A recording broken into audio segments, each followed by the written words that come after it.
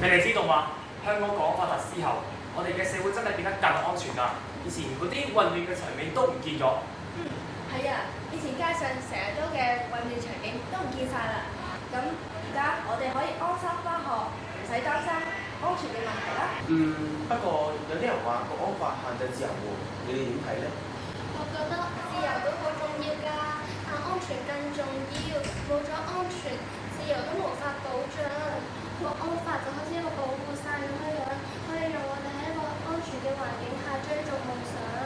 冇錯，國安法並唔係限制自由，而係防止嗰啲危害國家安全嘅行為。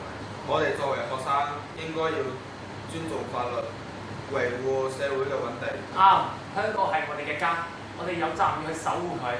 國安法唔單止保護咗我哋嘅安全，都俾咗我哋嘅希望，讓我哋可以專心學習，為未來做準備。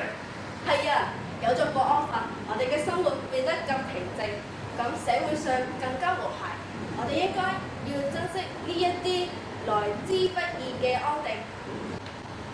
你哋覺得啱，國安法確實為香港帶嚟新嘅希望，我哋應該共同努力，讓香港變得更好。係啊，我哋係香港嘅未來，讓我們一起守護這個土地，讓我們創造更美好嘅明天。為咗香港，為咗我哋嘅未來，加油！加油！